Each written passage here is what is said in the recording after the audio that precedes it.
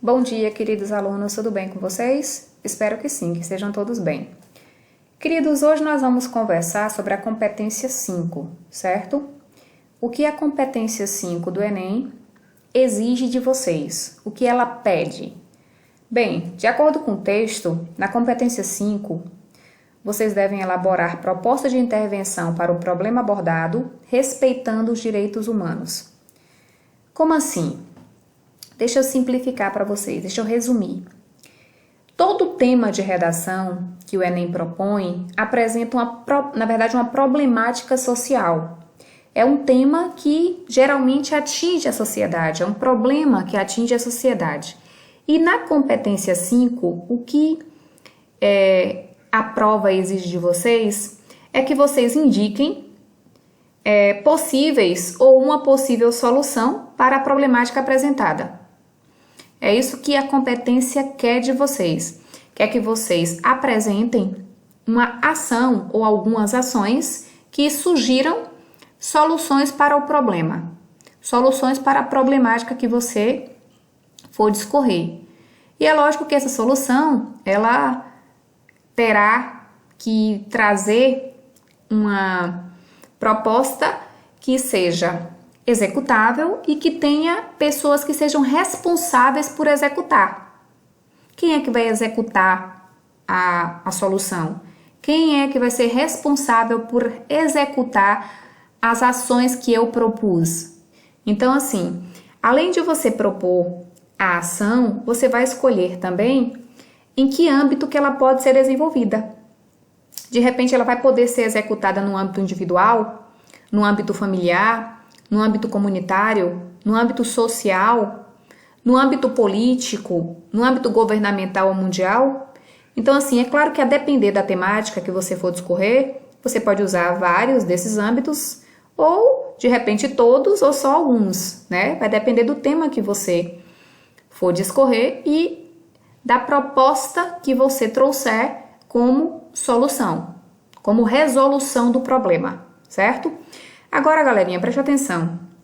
Tragam ações que tenham objetivos concretos, né? Que sejam ações concretas. Como assim concretas, Pro?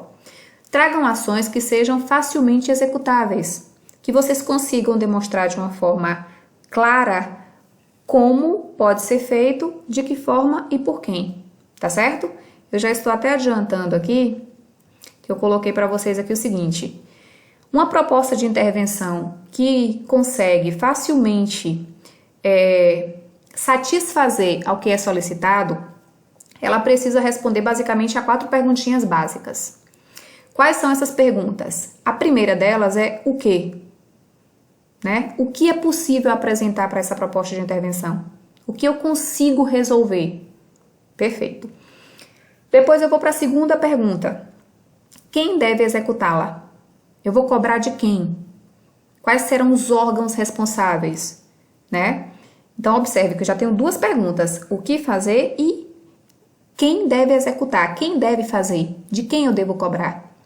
A terceira pergunta é como? Como viabilizar essa proposta?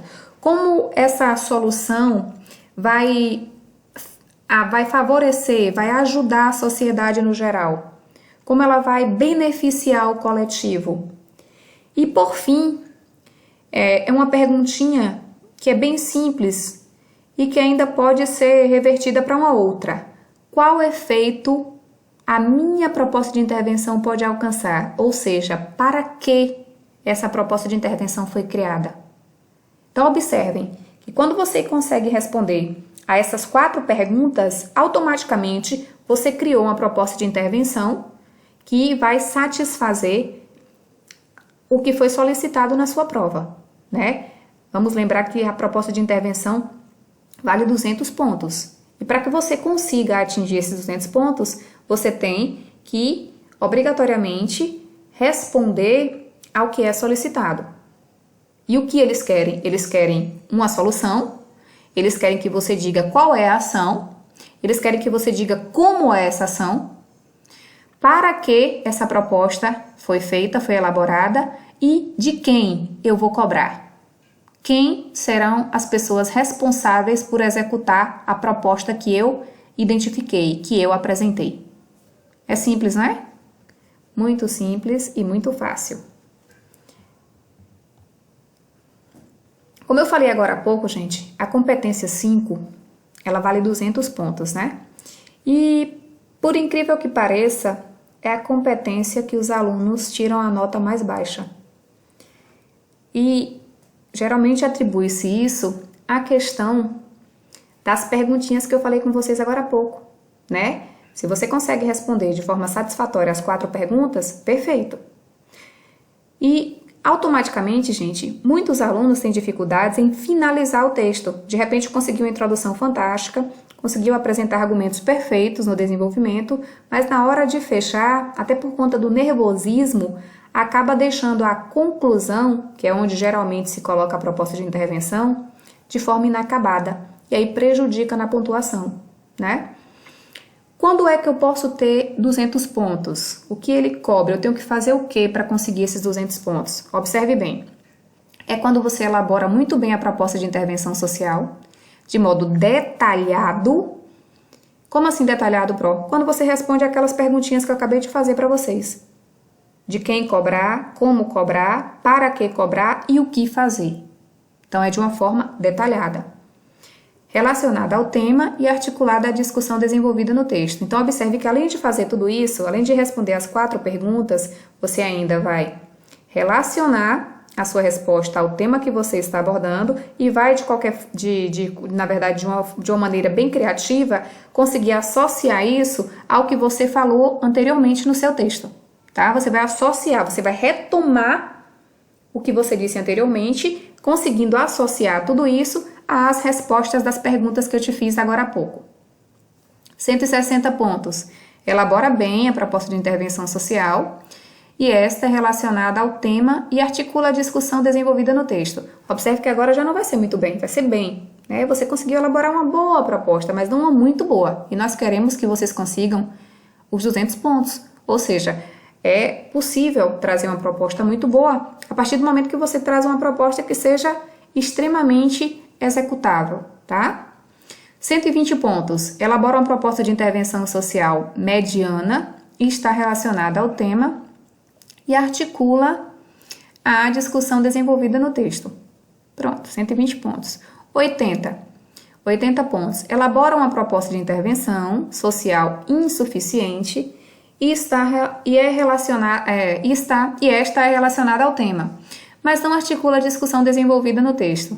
Ou seja, você não apresentou uma proposta de intervenção social que foi satisfatória. Você não trouxe uma solução que fosse satisfatória, né? 40 pontos. Elabora uma proposta de intervenção social precária, vaga. De repente você fala assim, medidas devem ser feitas. Pronto, mas não disse quais foram as medidas, né? Se você vai dizer que medidas precisam ser feitas, você vai mostrar quais são essas medidas. Quais são as medidas? Como elas ajudarão a sociedade? De que forma vai trazer um efeito positivo para a sociedade? E de quem eu vou cobrar para que essas medidas realmente sejam executadas? Pronto, perfeito. É isso que a proposta de intervenção quer.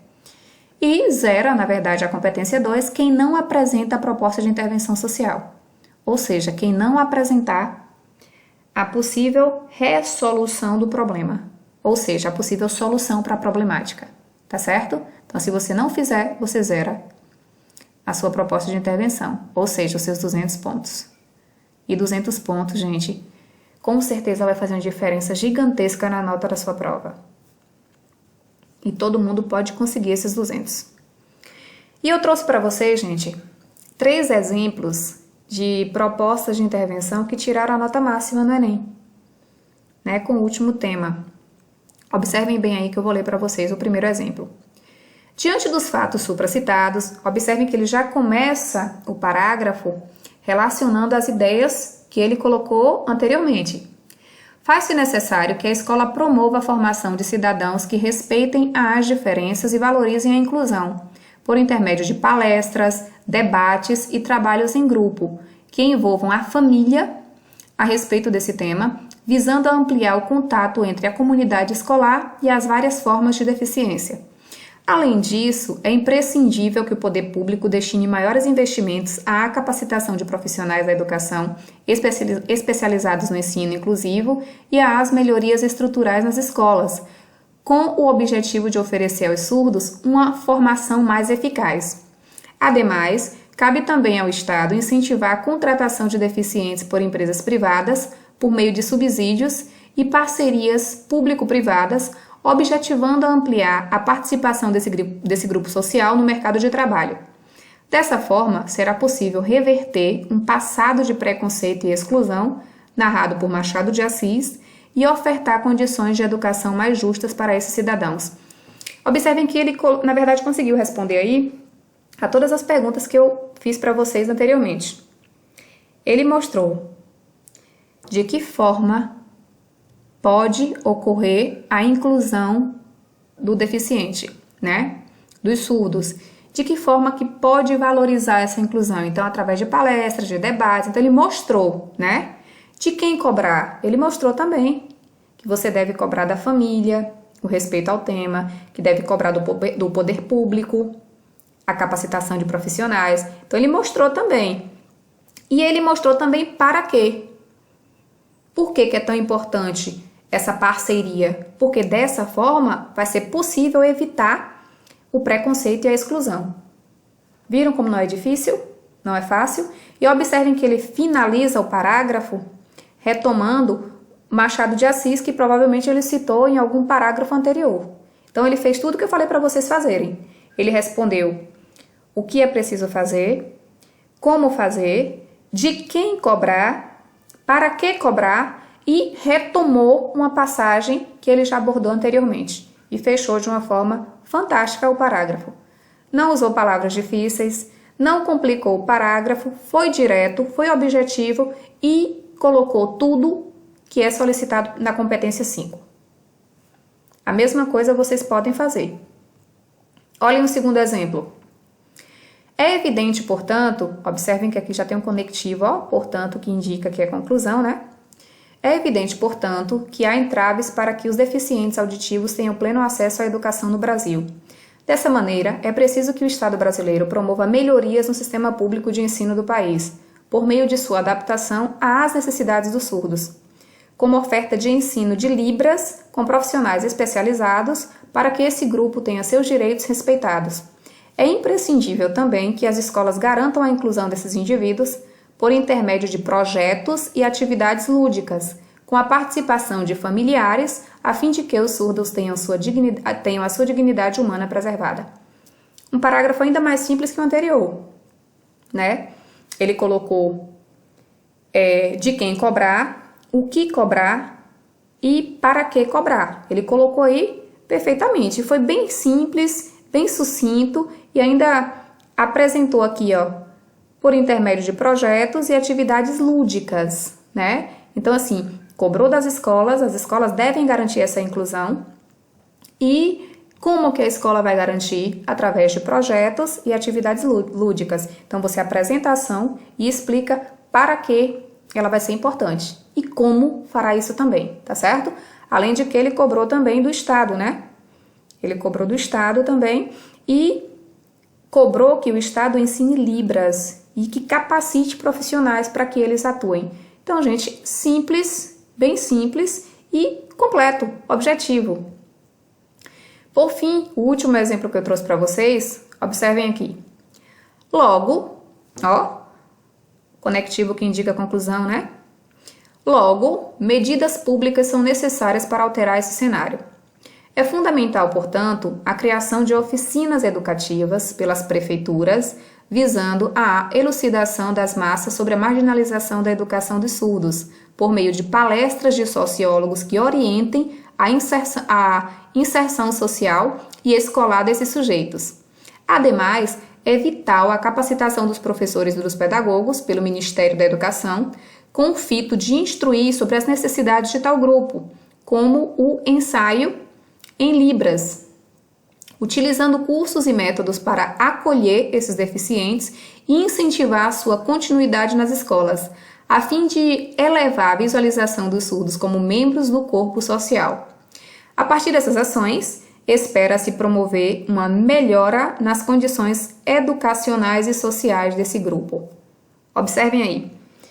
Um exemplo, na verdade, abordam a mesma temática, mas mostram a proposta de intervenção bem diferente uma da outra, né? No entanto, o que elas têm em comum? Que todas respondem às 4 perguntas que eu fiz para vocês.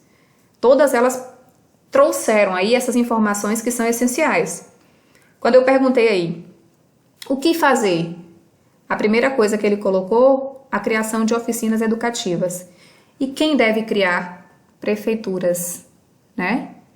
Para quê? Para visar, na verdade, a elucidação das massas sobre a marginalização da educação, ou seja, para conseguir realmente trazer para a sociedade essas pessoas que estão à margem, que estão discriminadas. Então, observem que ele respondeu a tudo que eu falei para vocês anteriormente. E ainda completa. Ademais, é vital a capacitação dos professores e dos pedagogos. Por quem? Quem é que é responsável por capacitar os professores? Ministério da Educação. E qual é o intuito? Com que objetivo ele deve fazer isso?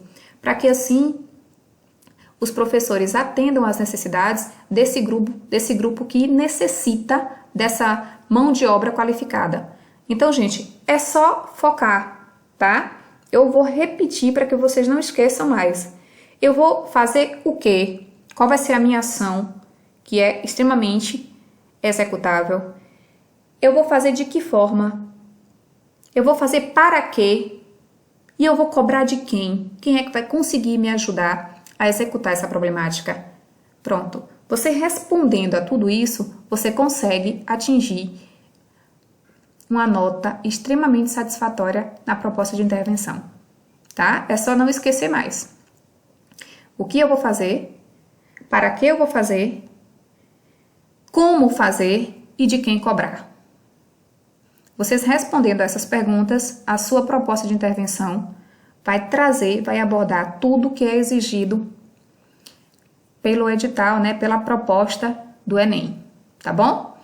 Nós vamos parar por aqui hoje. Na próxima aula a gente continua com mais um conteúdo ligado à prova do Enem. Um beijo, queridos.